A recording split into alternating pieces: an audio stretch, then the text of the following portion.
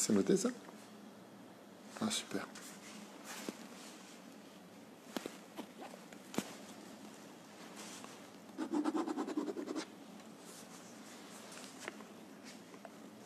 Chouv Boker Tov Beshem Hashem Naaseh Venaslech. On est ce matin, déjà midi, je ne m'abuse, 11h30.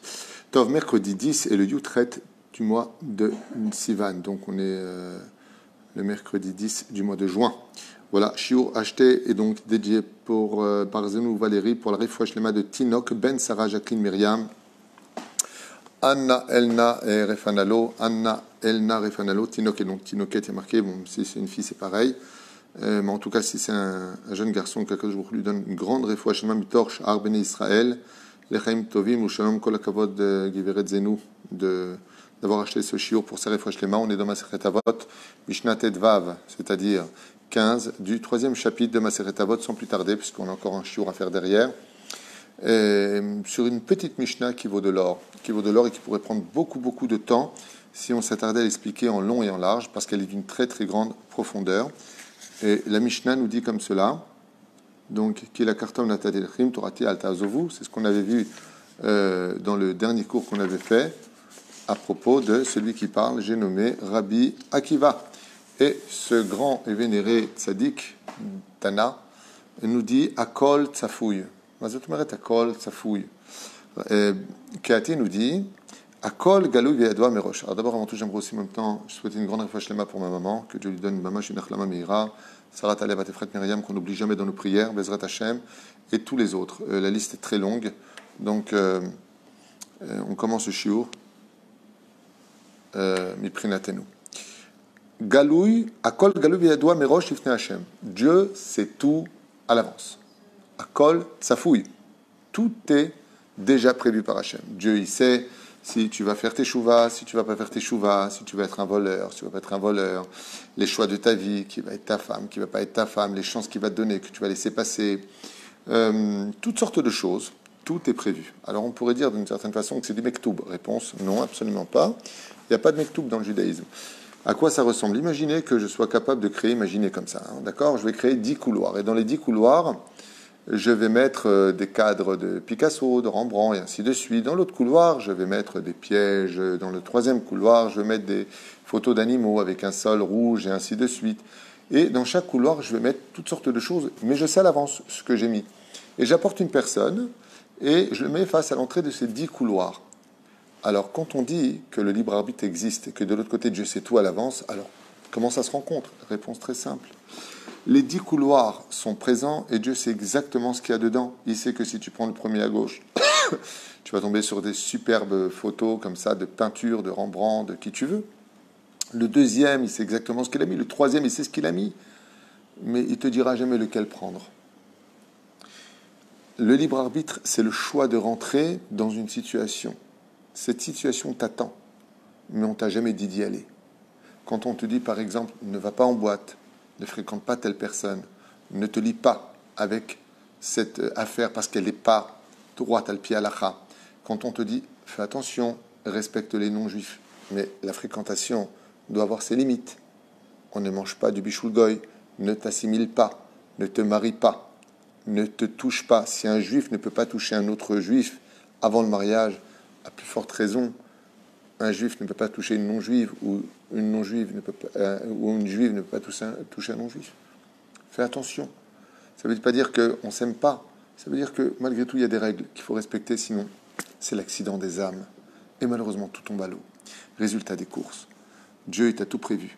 Si tu vas à la yeshiva, c'est un exemple que je donne, Ken, si tu te renforces, tu vas aller à Knesset, on ne va pas aller si loin à la yeshiva, ça ferait peur à trop de gens.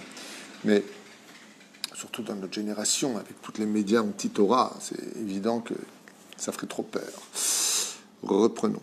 Si donc tu vas à la Beth Knesset, eh bien, là-bas, tu as peut-être une fille qui t'attend, qui est prévue depuis Maaseh Bereshit, qui sera une femme merveilleuse pour toi et pour tes enfants, qui mettra le kissouille, qui aura du respect pour toi, tes enfants, ils diront la Torah, ils feront le kiddush. Il y a tout qui t'attend. Il y a tout qui t'attend. Mais pour ça, il faut que tu y ailles. Alors d'y aller, par contre, c'est toi qui décides. Si tu vas en boîte de nuit, au lieu d'aller prier arbitre par exemple, eh bien tu décides de dormir, d'endormir ton mazal, regarder des films toute la journée, rien faire de ta vie. Puis après, tu vas en boîte le soir. Là-bas, Dieu aussi l'a prévu. Une petite Fatima qui t'attend avec des grands yeux comme ça, magnifiques. Ou une petite Christine avec des yeux bleus qui t'attend, avec une jolie chevelure. Une fille superbe, gentille, juste qui est venue danser. Elle aussi, elle t'attend. Et donc, tu vas dire, mais alors quoi, cette rencontre, c'est pas Dieu qui l'a prévu? Tout vient d'Hachem. Il savait très bien que j'allais la rencontrer. Oui, c'est vrai. Oui, mais s'il est venu dans cette boîte et pas dans celle qui est juste à côté, c'est qu'il y a peut-être quelque chose. Tu as raison, c'est vrai. Où est-ce que c'est marqué que c'est permis d'aller en boîte? Où est-ce que c'est marqué que c'est permis de danser avec des femmes? Où est-ce que c'est permis? Ça, c'est ton choix. Et donc, le Yetzer Hara aussi, il a prévu des plans. À Kol, Tsafoui, tout est prévu. Mais personne t'a dit d'y aller. C'est à toi de suivre à droite ou à gauche. Si tu vas à droite, tu as tout qui t'attend. Qui c'est qui va être ton rave? Comment tu vas évoluer dans ta teshuva? Combien d'études tu vas pouvoir faire dans l'année? Qui sera la femme maintenant qui t'épousera par rapport à ton statut nouveau de religieux? Donc une femme qui soit déjà pratiquante, sans tatouage, sans prise de tête, et ainsi de suite. Si tu vas de l'autre côté, eh bien, tu as la Goya qui t'attend, ou le Goy, et puis lui aussi, il est sympathique. Il faut bien qu'il ait des armes pour pouvoir acquérir ton cœur. Donc il va en avoir des armes, il va te sourire, il va dire des mots que tu avais besoin d'entendre, que tu n'as peut-être pas assez entendu de tes parents, de l'importance aux parents de donner beaucoup d'amour aux enfants, de ne pas les éloigner avec des critiques constamment, parce que le Goy, il saura lui dire les belles paroles dont elle a tellement besoin, ou il a tellement besoin. Oui, mais elle, en tout cas, elle m'aime, elle fait des cadeaux, pense à moi, il m'appelle. Toutes sortes de choses qui sont complètement conventionnelles, normales, et ainsi de suite. Mais la reine, combien on doit faire attention à tout cela. Kol tsafouille. Rabbi Akiva dit tout est là, tout est préparé, mais personne t'a demandé d'y aller. Ou alors, comme le disent les Chachamim, la Torah c'est un conseil. Elle ne vient pas avec un couteau sous la gorge te dire si tu fais pas tu crèves. Elle vient simplement te dire si tu fais pas tu perds. Et si tu fais tu gagnes. C'est à toi de savoir si tu veux perdre ou gagner.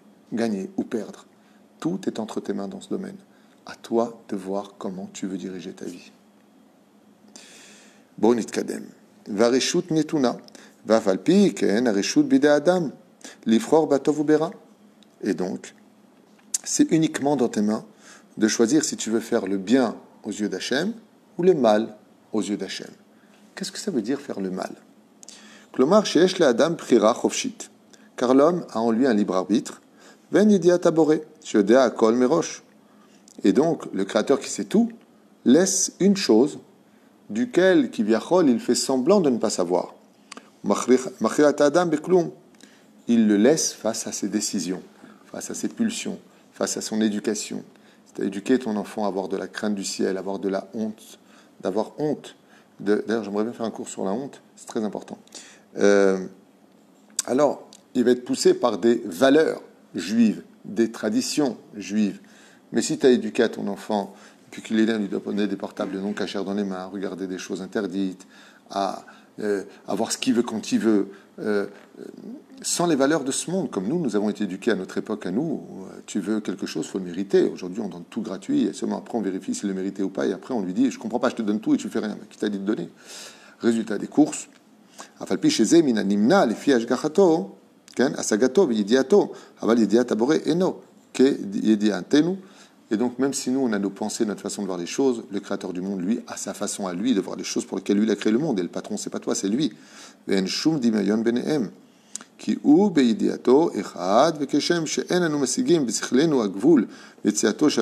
nous, on ne peut pas comprendre la logique du Créateur du monde, comme par exemple, tout à l'heure, on prenait l'histoire de la boîte de nuit. Dans l'absolu, Tachles, pour des gens qui ne sont pas dans la Torah, aller en boîte, danser avec des gens, rigoler, il n'y a rien de mal. Au contraire, on adore la danse, c'est de la bonne musique, on boit, on fait rien de mal. Et si on s'embrasse, c'est parce qu'elle le veut. Donc, où est le mal? Mais c'est ce qu'il dit ici. L'intellect de l'homme, tel qu'il a été créé, ne peut pas comprendre les plans divins. On ne se rend pas compte du mal que l'on peut faire tout en pensant qu'on a fait du bien. On ne se rend pas compte. C'est comme un chasseur qui est en train de tirer une balle, et puis il a voulu tirer sur un chevreuil, peu importe, et puis le chevreuil est parti, et la balle a tué une personne. Mais lui, il ne le voit pas, parce que cette personne a été tuée à 400 mètres. Il ne voit pas. C'est un peu ce qui se passe dans nos vies. On dit fais attention quand tu tires. Parce que le libre arbitre d'un homme, c'est comme une carabine. Chaque fois que tu prends une décision, tu tires une balle. Mais tu ne sais pas où cette balle va aller. Parce que la balle va à une telle vitesse et dans des directions tellement loin de tes yeux que c'est que quand tu arriveras là-bas que tu te rendras compte du meurtre que tu as commis avec ta bouche, tes yeux, tes oreilles, tes actions, tes pensées, étant donné que tu n'as aucune notion de ce que tu fais, parce que selon la logique des choses, pour toi tu fais rien de mal, Rabbi Akiva il te dit, tes pensées c'est pas les siennes. Par exemple, le mec qui prend une fille, la met enceinte. Ça va, j'ai rien fait de mal, bon ben elle est enceinte, elle a qu'à l'enlever. Ah oui. Alors non seulement Issour Nida, non seulement tu lui as volé sa virginité, ok, en plus tu retires un enfant, c'est un meurtre, et à part ça, tu n'as rien fait de mal. C'est superbe. Ah, ça va, tu vas pas. Voilà ce qui en sort. Ça me rappelle une histoire d'un mec qui s'était emprunté une super grande voiture à son copain, et c'est une vraie histoire. Hein. L'ampoule rouge s'allume dans la voiture, pas d'huile. Et lui, qu'est-ce qu'il fait? Il continue à rouler. Il lui a coulé une bielle. Il l'appelle au téléphone, il dit écoute, ta voiture ne marche plus, ils m'ont dit qu'elle était morte, je sais pas quoi. Il dit mais je comprends pas, qu'est-ce qui s'est passé? Et le garagiste dit il a coulé une bielle. Il dit mais je comprends pas, t'as pas vu que c'était allumé? Il dit pour moi une ampoule allumée rouge, tu sais, hein, les voitures elles s'allument tout le temps. Mais la voiture elle est morte. Et étant donné que c'était rouge et qu'il ne s'est pas arrêté, il n'y a pas d'assurance. C'était une Volvo. Ça coûtait une fortune. Vous voyez, l'irresponsabilité d'une personne qui voit une lumière rouge qui s'allume. Pour toi, c'est rien. Tu es juste en train de couler une bielle. Ce qui fait que toute la belle Volvo en cuir qu'on t'a juste prêtée, elle est plus bonne que pour la casse. Parce que quand une bielle est coulée, il n'y a plus rien à réparer. Il faut changer tout le moteur. La voiture, elle est morte. Et pourtant, c'était juste une petit carré comme ça devant toi, rouge, qui disait « Arrête-toi vite, il n'y a plus d'huile. Il n'y a plus d'huile. » Et cette personne a réagi en disant « Ça va, c'est pas parce qu'il n'y a pas d'huile que ça va arrêter tout un moteur. C'est pas ça qui va régler le problème, qui va empêcher le problème de... C'est pas possible. » Eh oui, Dieu nous met des feux rouges. Et ces feux rouges-là, quand on ne fait pas attention, on se heurte à des accidents qui sont extrêmement graves, mais dont on ne prend pas conscience sur place. Et Rabbi Akiva nous dit, tout ça parce que l'homme croit qu'avec son sachel à lui, son intellect, il peut comprendre Dieu. Car en anu mesigim et ideato, comme l'explique le Rambam, l'homme ne peut pas comprendre les voies d'Hachem parce que la Torah est illogique de par elle-même. Ki lo marchevotai marchevotechem, velo darchai, darkechem darki. Car comme c'est marqué dans le prophète Ishayahu, Isaïe, chapitre 55, verset 8, Kilo marchevotai marchevotechem, car ma façon de penser, dit Dieu, n'est pas la vôtre, et vos chemins à vous ne sont pas mon chemin à moi. Et donc Hachem, il te dit, il n'y a pas de logique, peut-être à tes yeux, mais il y a une logique vis-à-vis des miennes. Vous savez, ça me rappelle l'histoire du technicien en informatique qui vient et qui explique à l'autre comment on règle un ordinateur, comment il faut appuyer sur tout ce qu'il ne faut pas faire, ce qu'il peut effacer, ce qu'il peut récupérer dans la corbeille, ce qu'il ne peut pas faire. Et lui, il dit, mais je ne comprends pas, c'est pas logique. Le technicien lui dit, écoute, je n'ai pas de temps à perdre, je t'explique ce qu'il faut faire. Là, tu appuies sur ces deux boutons en même temps, et tu appuies sur tel bouton, et tu fais comme ça. Si tu appuies là, tu effaces tout. Si tu fais comme ça, baba, pour comprendre un technicien, il faut être toi-même technicien. C'est pas Stam qu'il a eu 3-4 ans d'études pour son diplôme, et que toi, tu connais rien. Donc, tu peux apprendre de lui, mais tu dois surtout écouter ce qu'il te dit. D'accord ? Pourquoi? Parce que le technicien va te dire, si tu fais ça, ça va faire ça. Et là, d'un coup, tu l'écoutes. Et pourquoi tu l'écoutes? Pourtant, tu ne comprends pas spécialement ce qu'il dit. C'est peut-être du langage chinois pour toi. Parce que tu lui fais confiance. Et c'est pour ça que sans Emouna, si tu n'as pas confiance en Dieu, tu n'as aucune raison de l'écouter. Parce que Dieu, il sait ce qu'il sait. Il sait ce qu'il dit. Et il sait ce qu'il a créé. C'est à toi, dans ton humilité, ton travail d'Emouna, de te plier à ce que lui a à te dire. Et à travers cette humilité et cette règle de conduite où tu vas te purifier, donc dégager de toi tous ces obstacles de l'incompréhension, que tu finiras par comprendre que la Torah, même si elle n'est pas réellement facile à comprendre de par la logique humaine, elle est vraie. Par exemple, tu prends une femme, qu'elle qui souille. Pourquoi tu te couvres la tête? Pourquoi? C'est pas logique. Si c'est pour la beauté de ton mari, avec le kissouille, tu perds tes cheveux, tu n'es pas spécialement plus belle quand tu lui enlèves ton kissouille. Alors c'est pas logique. C'est-à-dire que si on cherche des logiques mathématiques de la Torah, il y a un truc qui va heurter. Et pourtant, quand une femme, tu lui dis, sors son ton kissouille, elle te dit non, je peux pas. Quand elle met le kissouille pendant plusieurs mois, elle peut pas. Et pourquoi tu ne peux pas? Ben, la seule réponse que je sais, c'est que je sais qu'il faut que je le mette. C'est le Emet. C'est pour ça qu'on dit Torah Emet Natananu et pas Torah Broura Natananu. La Torah n'est pas claire de par elle-même, mais on sait qu'elle est vraie. On sait qu'on est sur le vrai chemin. On sait que c'est ce qu'il faut faire. Je ne sais pas pourquoi, mais je sais ce qu'il faut faire. Ça me rappelle l'histoire du médecin qui a dit, vous savez, vous devez faire une piqûre d'insuline, vous devez prendre 2 cachets le matin, 2 cachets le soir. On a envie de lui dire, pourquoi pas un cachet le matin et ça suffit? Pourquoi tu lui fais tellement confiance et tu notes et dis, attention, il faut prendre 2? Parce que tu as confiance au médecin. Parce que tu sais qu'il connaît son métier. Parce que tu sais que lui, il sait comment ça fonctionne dans le corps humain. Pas plus forte raison, celui qui sait comment ça fonctionne dans le monde de la vie. Celui qui a créé le monde, celui qui a créé l'univers, celui qui a créé le corps humain. Si tu fais confiance à un médecin, tu ne fais pas confiance au grand médecin. À plus forte raison. Je ne veux pas dire au médecin, mais je ne comprends pas pourquoi me donner ce médicament et pas un autre. Va te regarder, dis-moi, c'est toi ou moi le médecin? Tu ne te mêles pas de sa vie. Quand il te dit, écoutez, il va falloir opérer, tu ne dis pas n'importe quoi, pourquoi vous opérez, vous voulez opérer tout le monde. Pourquoi tu ne lui dis pas? Parce que tu lui fais confiance. Et quand tu lui dis, mais ça veut dire quoi opérer? Ça veut dire anesthésie générale ou anesthésie locale? Pourquoi tu lui poses directement ces questions? Est-ce que ça peut attendre pour l'opération? Mais tu ne remettras jamais son opération en question, parce que tu sais qu'il est médecin, parce que tu sais qu'il sait ce qu'il dit, parce qu'il connaît le corps humain, parce qu'il a appris les maladies. De la même façon, on dira bien qu'il va, tout comme quand tu vas voir un médecin, tu ne lui poses pas de questions en disant, quand il te dit que tu as une angine, non, pas du tout, je ne suis pas d'accord. Pourquoi? Tu n'es pas moins bête que lui, tu es humain, il est humain. À plus forte raison, le créateur du monde. Quand il te dit que ça, c'est pas bien, ne commence pas à dire, je vois pas où est le problème. Parce que sinon, pourquoi tu ne le dis pas au médecin? Parce que tu as confiance, c'est que tu n'as pas confiance en Dieu. Première base de la vie, la Emouna. Dieu a dit c'est bien, je fais. Dieu a dit c'est pas bien, je fais pas. Parce que la suite, ou tov haolam nidon, Akadosh Baruch Hu dan et bnei adam bechesed u batov. C'est pas parce que le Créateur du monde te juge avec bonté et dans le bien d'ayenu b'midat arahamim, parce que Dieu a pitié de toi, v'lo b'midat adin, que tu dois prendre le fait que tu fais des erreurs et que tu n'en vois pas les résultats. C'est pas le mec qui est mechalel Shabbat, il meurt, chas v'shalom. Tu vois pas un mec qui mange taref ou qui se rase avec une lame perdre sa peau et d'un coup payer très cher son erreur. Il dit ne prends pas la faiblesse, la gentillesse d'Hachem pour de la faiblesse. C'est pas parce que Dieu te laisse le temps de changer, de comprendre, de travailler ta midata, emuna, d'avoir plus d'émouna, d'avoir plus d'humilité, que tu dois prendre cette gentillesse extraordinaire d'Hachem pour de la faiblesse. Chez Nehemar, car Dieu est longanime avec les créatures de ce monde et surtout son peuple, et il l'attend dans un chesed et une vérité. La tzadikim et la rishaim ken katuv, v'akol efi rov ha'maaseh, et comme explique le Rambam, v'akol efi rov ha'maaseh, et tout se passera selon la majeure partie de tes actions.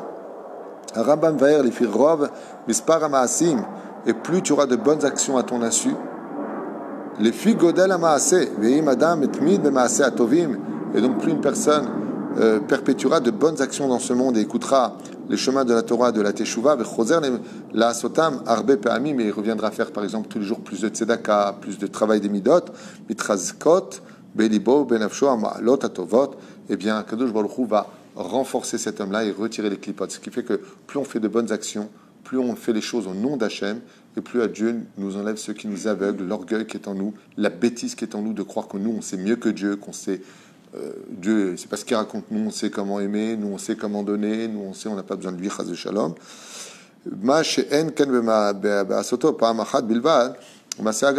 Il dit, ce n'est pas comme celui qui va faire une seule action. Alors, quel rapport entre l'un et l'autre? Eh bien, Rabbi Akiva nous apprend quelque chose de fondamental que reprend le Rambam ici, et il dit, c'est très simple. Plus tu vas faire dans l'action ce que la Torah te demande, et plus tu vas commencer par comprendre, enfin, même avec ton petit intellect d'humain, le raisonnement d'Hachem. La reine, c'est pour ça que c'est marqué, les filles rov ha'maaseh. Plus tu vas mettre tes tefilines tous les jours et être makpid, et plus tu sentiras que Béhémet, il y a une raison profonde que ton âme va comprendre sans ton intellect, que c'est important de mettre les tefilines, d'être shomer Shabbat. Alors bien sûr, shomer Shabbat, c'est facile à l'être, mais on s'ennuie, c'est long, surtout en été, quand on est en galoute, c'est extrêmement long. Combien on va étudier, combien on va bouquiner, combien on va parler, et puis on ne peut pas parler de n'importe quoi, donc on ne peut pas parler de chol, on ne peut pas parler des uns et des autres. Qu'est-ce qu'on a à se dire pendant toutes ces heures qui passent si lentement, parce qu'on n'est pas préoccupé par l'esprit? Il faut donc s'organiser ces Shabbatot de telle façon que là je me repose, là je finis tel livre, là j'étudie avec mes enfants, là j'étudie avec ma femme, là je vais me promener pendant 1 heure. Je vais essayer d'organiser mon Shabbat. Et si j'y arrive, Bezrat Hashem, avec un seder, c'est-à-dire un mode d'emploi, eh bien je vais kiffer mes Shabbatot. Et plus je vais les répéter, non pas comme une habitude, mais comme un besoin de comprendre, parce que comprendre le judaïsme, on ne peut le vivre, nous dire eh bien, qu'il va que dans l'action de faire les choses. C'est-à-dire que si j'ai besoin de comprendre pour faire, tu ne feras jamais. Parce que pour pouvoir comprendre, c'est en le faisant que tu commences par comprendre. En d'autres termes, ce n'est pas une Torah de philosophie que Dieu nous a donnée, mais une Torah d'action que Dieu nous a donnée dans ce monde pour pouvoir y accéder. Mais pour cela, il faut de l'aïmouna et de l'humilité. Baruch Adonai l'olam amen ve amen. Toda Rabbi Akiva, et une fois de plus, une grande refoua chez moi pour Tinok Ben, Sarah, Jacqueline, Myriam, Bezrat Hashem. Kol Tov, et à tout de suite pour le 3e shiur.